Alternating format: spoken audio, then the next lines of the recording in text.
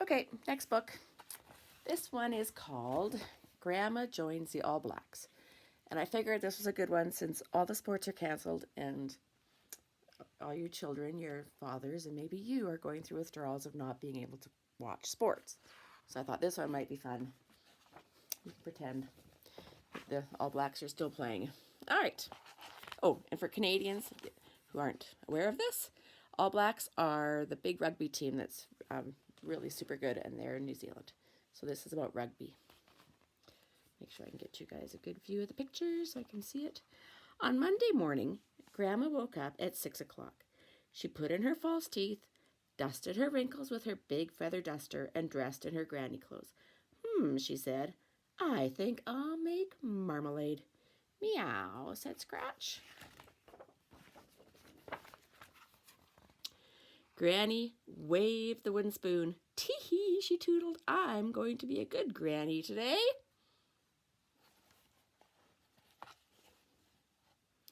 On Tuesday morning, Grandma woke up at 7 o'clock. She put in her teeth, pulled on her tracksuit, and dusted her wrinkles. Woohoo, she sang.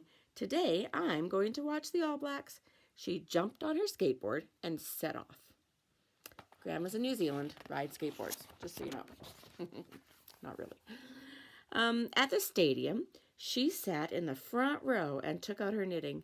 Knit one, purl one, knit one, purl one, knit one. The scarf grew and grew, but the rugby field was empty. I think I'll investigate, said Grandma. There was a loud noise in the change room. Boo, it went. And who? Boo, hoo, hoo.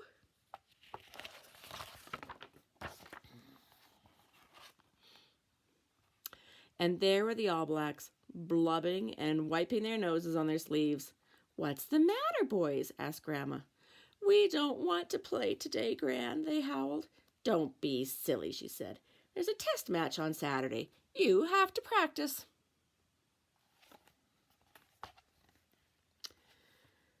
We're tired of practice, they sobbed.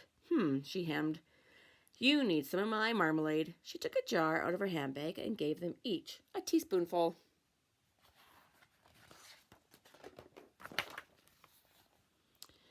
They perked up straight away and jogged out to the field. Grandma trotted behind them, waving her rugby scarf. Hooray for the All Blacks, she cried. When they'd finished, she made them a cup of tea. Well done, boys, she said. I'll be off now. Bye, Gran, waved the All Blacks. Thanks for the marmalade. Grandma did a wheelie in the car park and whizzed home for lunch.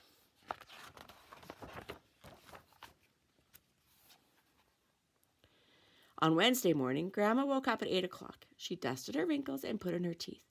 I think I'll plant vegetables today, she said. The phone rang. It was the All Blacks coach.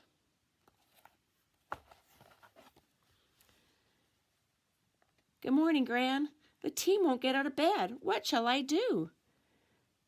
Aha, said Grandma. They need a break. I'll take them rafting. Can I come? Asked the coach. Of course, said Grandma. Just give me a half an hour in the garden.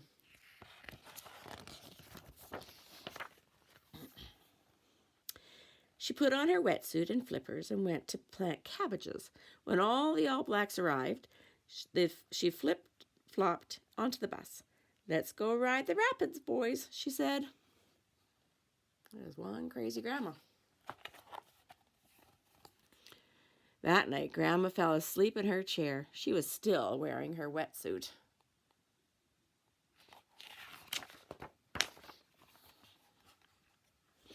On Thursday morning, Grandma woke up at 9 o'clock. There was a knock on the bedroom window. It was the All Blacks. She put her teeth in quickly. Come in, she called. They climbed in one by one.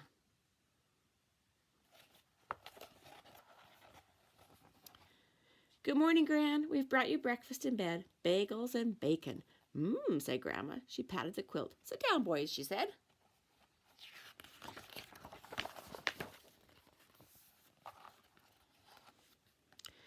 Where are we going today, Gran? They asked. I haven't dusted my wrinkles yet, but how about the circus? We could ride the dodgems. and do a spot of tightrope walking. Yippee, cheered the All Blacks. We'll do the dishes while you get dressed. Oh, you are kind, said Grandma. She dusted her wrinkles and put on her circus outfit.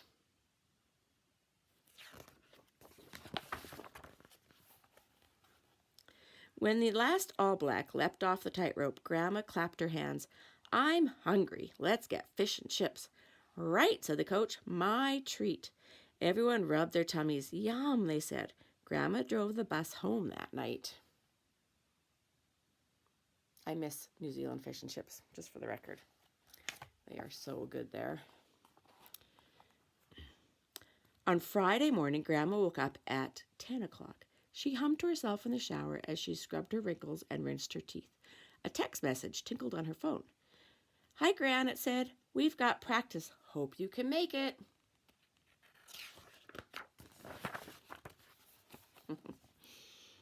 Gran texted back, on my way.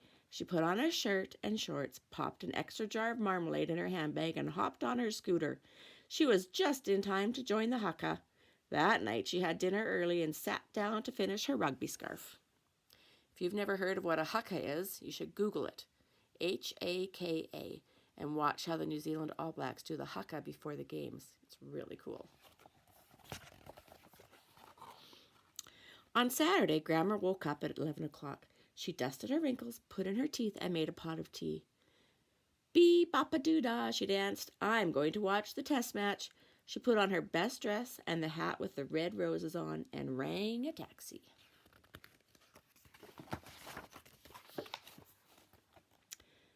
The coach met her at the stadium gate. Thank goodness you're here, Gran, he said. The captain's gone home with chicken pox. The All Blacks were very glum.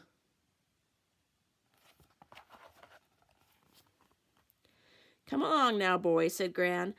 A tablespoon of marmalade and you'll be just fine. They perked up marvelously.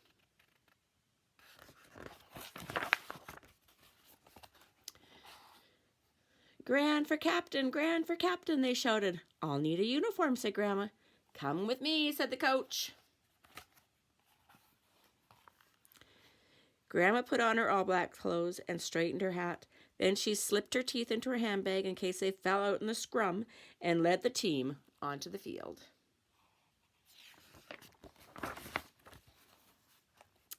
Grandma scored the first try. She grabbed the ball and ran and ran and ran. That is quite the grandma. Does your grandma do that? She was home late that night. There was a big party.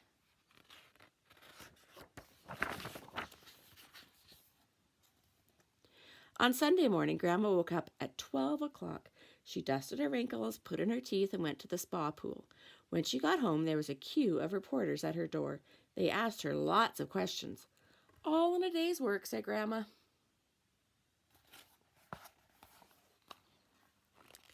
On Monday morning, Grandma woke up at 6 o'clock. She put in her teeth, dusted her wrinkles, and went downstairs for breakfast. Not one jar of marmalade left, she said.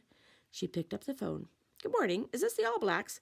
Captain Gran here. I need you to come and help make marmalade.